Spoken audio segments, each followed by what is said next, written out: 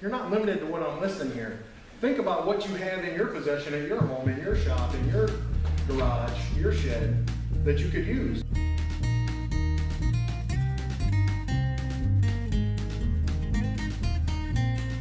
Number 3, cover or shelter. Now, what people don't realize is the reality of the situation is that we're all wearing our first layer of shelter. Clothing is your first layer of shelter. What you decide to put on in the morning is the first thing between you and what God throws at you. I try to make sure that the clothing I wear pretty much on a daily basis is sturdy, durable, reliable. It's going to hold up to the abuses that is my life, whether it's working on cars, whether it's rehabbing houses, whatever it is I choose to do this week to get the coon.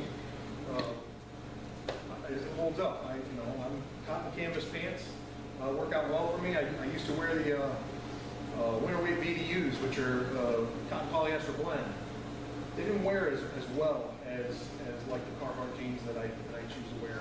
And the Carhartt jeans I wear carry everything. So there's our first layer of cover is what we choose to wear. Anybody who's done any kind of reading about survival training and about any kind of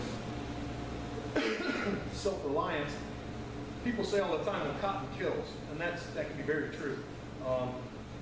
Cotton gets wet, it pulls the heat right out of you.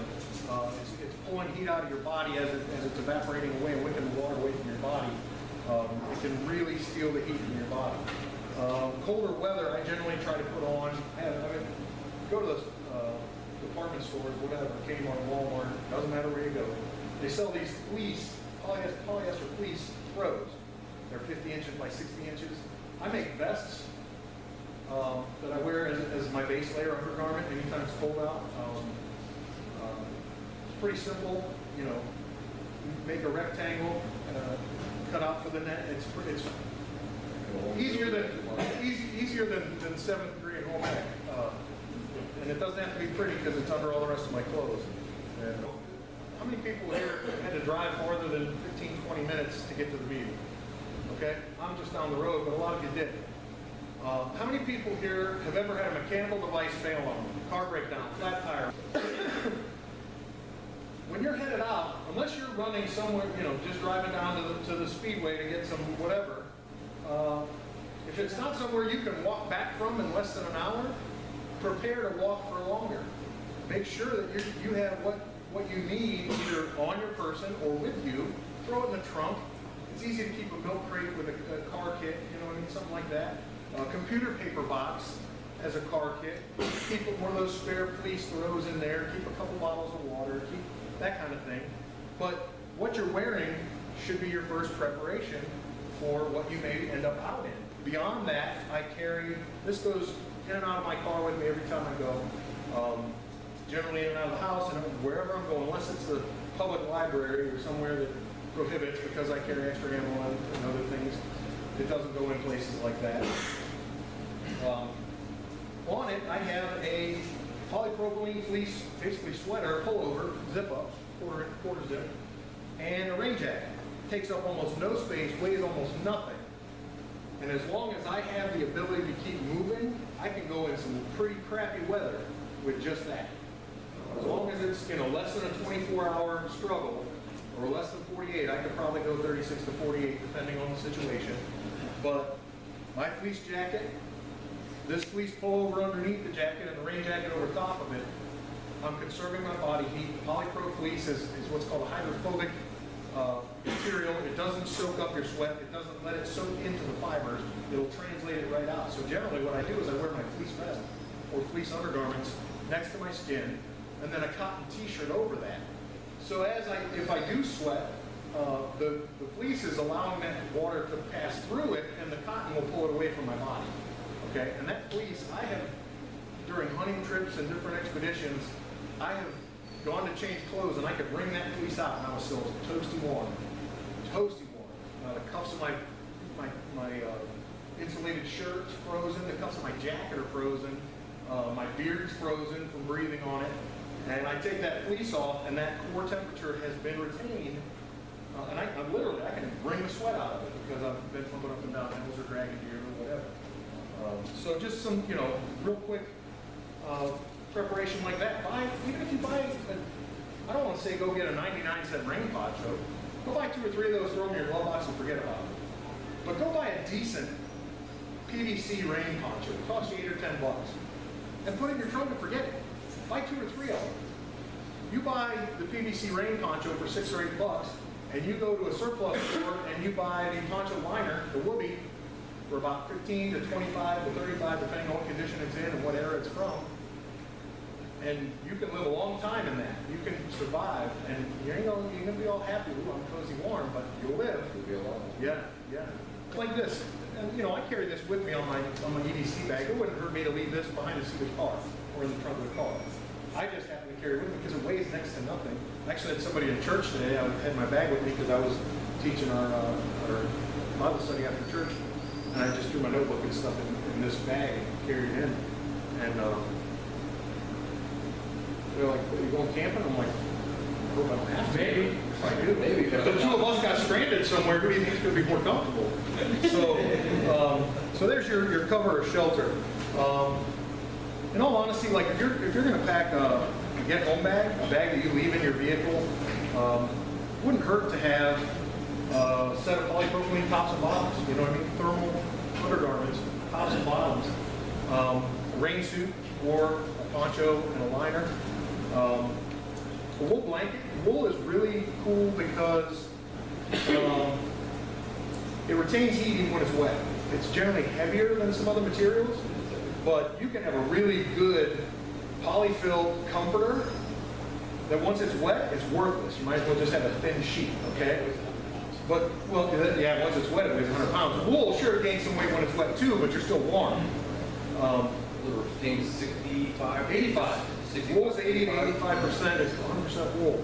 Is 80 to 85% of its heat retention. Fleece is just below that, 65 to 75%. Fleece is lighter. I'm a fan of fleece. I love my wool blankets. There's nothing more comforting than crawling out of the snow into the tent at hunting season and wrapping up in the wool blankets. But fleece is so much lighter, and I like the fleece. They have sleeping bag inserts or liners. I love those. Yeah. So those of us that kind of break out from the military type wool, so fleece is our next best option. I would say, yeah. And in general, I have a couple of wool blankets, but what's on my bed is, you can go to Joann stores, Joann Fabrics, whatever, fabric place you want, Michael's, what's the other one, Hobby Lobby, and they'll have bulk goods, fabric on the bolt. Even Walmart. They have the Polar Fleece, Blizzard Fleece, those are name brands. They're generally $6 to $10 a yard, maybe a little more. I'll buy it 2-3 yards at a time, so I got a 10-foot long piece of fleece that's 50 inches wide. I can lay down on that, flip the bottom up over my feet, and roll it over that's what's on my bed. We have our sheets down, and then I have a piece of fleece just off the bolt, just cut right off the bolt. Not hem, nothing. That's what I sleep with on my bed. Because it is warm for the weight and thickness. It's very warm. The third C, cover, starts with your clothes, can be your overgarments, your jackets, rain suit, whatever. It can go on to fleece blankets or wool blankets and a tarp. People like, oh, I gotta find a tent, I'm going camping. You get a 12 by 15 foot tarp and you can build any kind of shelter you want to build. That's really, all you need is a dry hole to sleep in all honesty. I get, don't buy the really cheap Harbor Freight $3, 7 by 9 foot tarp. First of all, 7 by 9 foot just isn't quite big enough to cover you and your gear. But if you get it, you can make it work, but it's a little extra, it's worth it. Yeah, for an extra $5, you sleep well and you wake up wanting to do it again. Instead of I never want to go out. Screw the outdoors. But so anything from an oilskin or canvas tarp to a decent again, polyester tarp, the blue or the heavier plastic tarps like that. I've got a 12 by 12 tarp that I even folded in the edges. It doesn't have grommets around the outside. I folded in the edges and sewed them down. There's a rope around the outside edge. So 15 different tiles. There's 4 tiles on each side, so there's 16 tiles. Where I can get to that rope and tie it up, 100 different ways. Another thing is I bought these big safety pins, and I got about 100 of them. And they're great for if you got, you use a tarp for your outer shelter. You can put one of those pins through the edge of the tarp anywhere and make a tie-off point. You can take a piece of stone and some bank line or paracord and push the stone up inside a fold of the tarp and wrap 2 or 3 wraps of cordage around there, cinch it down, and now you've got a tie-off where the grommet's 2 feet away and wasn't in the right spot. Well, all the weight's pulling all the way around your tie instead of at one point on the edge of the tarp. Okay, so you're spreading the tension out over it. So some kind of tarp isn't a bad thing. Buy a cheap $5 or $8 tarp and leave it in your trunk. If you're going to be, outdoor adventuring, camping, going and testing your skills outside, get a better tarp. But just something for, crap, I crashed my car and I have to wait for somebody to get here. Cheap $5 tarp will get you through a couple of days. So there's your cover or shelter. And again, you're not limited to what I'm listing here. Think about what you have in your possession, in your home, in your shop, in your garage, your shed, that you could use. The third C, cover,